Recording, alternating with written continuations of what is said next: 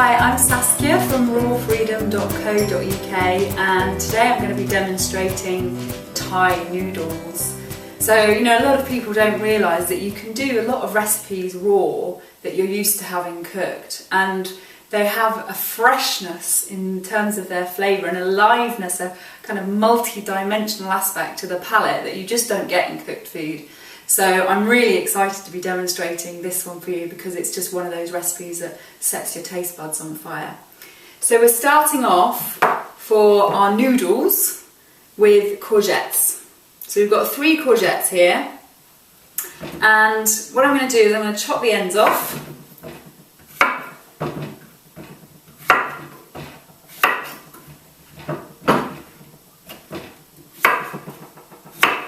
And then, because I quite like having my noodles pale when I'm doing this recipe, I'm actually going to peel the skin off. You don't have to peel the skin off, that's just my personal preference for this particular recipe, because then you get pale noodles, like kind of as if they were rice noodles really. So just have a quick whip round and just take off the green part. Now it's kind of like 2 layers down, you get to the white bit on this particular courgette.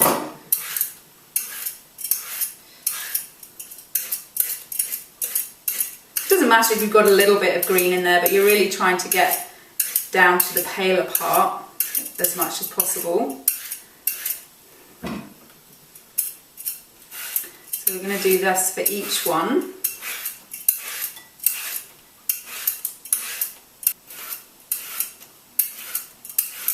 If you want to use other vegetables, you can. So you can use things like carrots, beetroots. It kind of takes away from all the Thai flavours. I mean, the reason why I quite often will use courgettes over any other vegetables is because courgettes have a relatively neutral flavour. But you can do this with any kind of vegetable that's peelable anyway, certainly.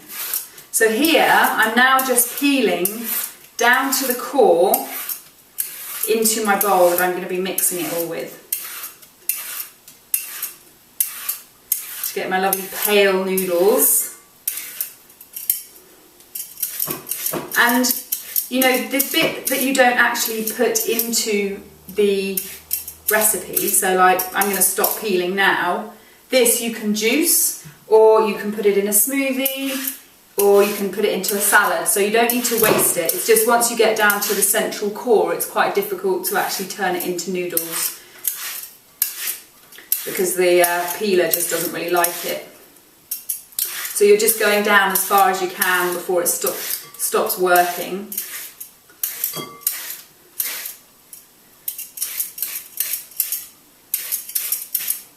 And what I love about this is that you get, by peeling it, you get nice fat noodles. You can use a spiralizer, so I've got a spiralizer here, and if you've got a spiralizer then absolutely feel free to use that. It's brilliant with spiralised noodles as well. I just quite like the kind of tagliatelle type effect of peeling these into ribbons. Kind of like those big fat rice noodles that you can get. This is also actually delicious with, quite often I'll combine it with cooked rice noodles too. So you do a combination of raw and cooked. And sometimes I just do the sauce onto cooked noodles. I'm not 100% raw, for those of you that know me, or don't know me rather. But I do eat a lot of raw food, and I really like combining raw and cooked together. So here we have our noodles, looking lovely and pale and gorgeous. And now we're going to make our sauce.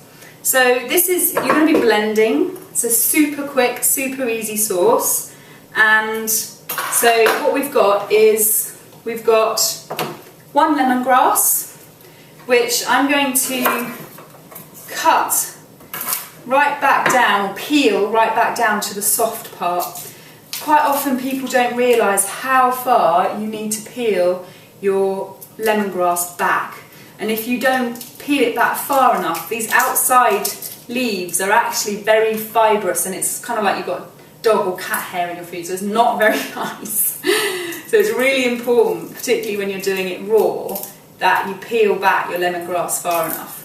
And the way to tell that you've peeled it back far enough is that you'll get to a point where it feels all silky and smooth. Just give it a bit of a chop.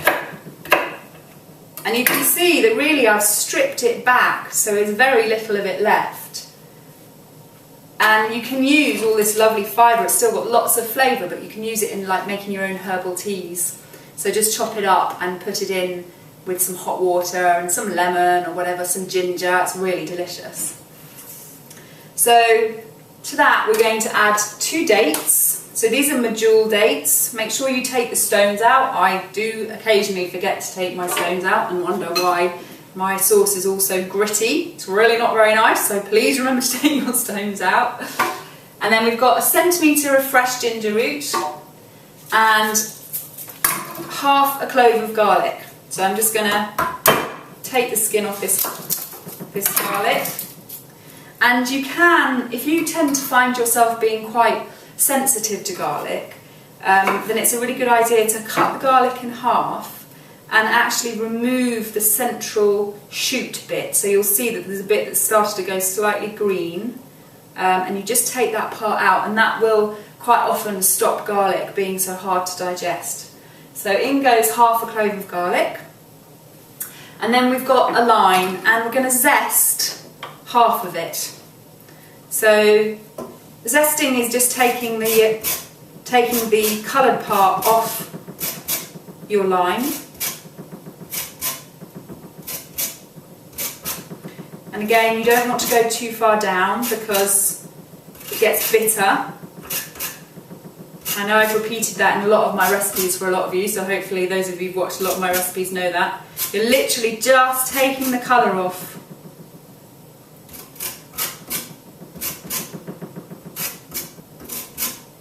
So once you've done half of your lime, then put your lime zest into your blender utensil, or blender container, whatever that might be. If you're using a hand blender, put it in your hand blending container. If you're using a jug, then do what I'm doing here. And what's really important to remember is we're going to put half of the juice in as well, but make sure that you do your zesting first before you do your juice, because otherwise it's really difficult. Once you cut into your lime, it's really difficult to actually zest it.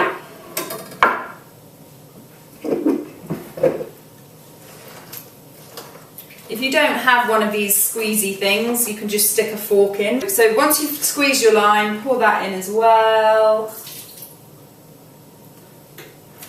And to that we're going to add a handful of cashew nuts. This is for the creaminess in the sauce. So just grab a handful. I use handfuls a lot in my recipes, and the reason is because, you know, if you've got a big hand or a small hand, it doesn't really matter that much in terms of the actual quantity. So then we're also going to add in a tablespoon of tamari. And for those of you that don't know, tamari is a gluten-free alternative to soy sauce. Very light soy sauce, but it's gluten-free. And then if you like spice, then you can add half a teaspoon of chili flakes. You can also use chili powder, but I quite like using chili flakes. And then finally, to blend, we'll actually put 100 millilitres of water into your jug.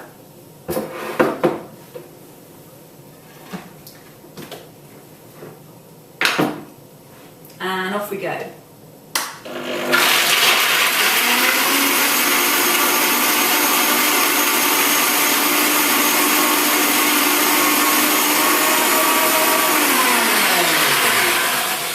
So once your sauce is all nice and creamy, you're then going to add it to your noodles.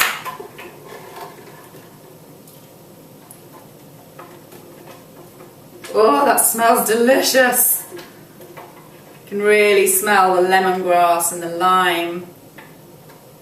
Really yummy. And then give your noodles a good stir, so that they're all really well coated.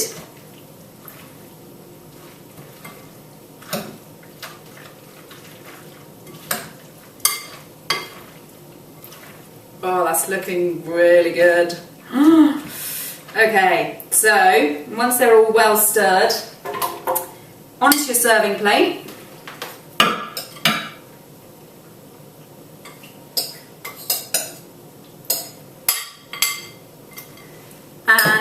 And then I like to just sort of decorate it by doing some spring onion that I cut at an angle.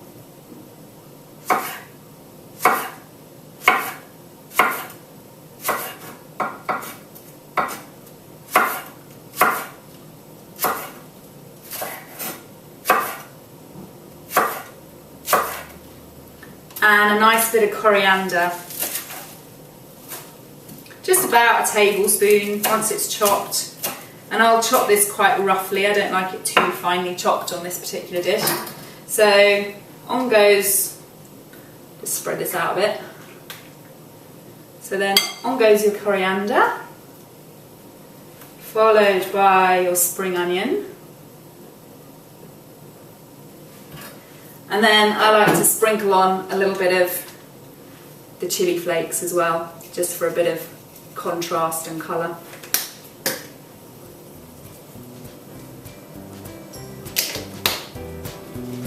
And if you love Thai food, then you're going to love this.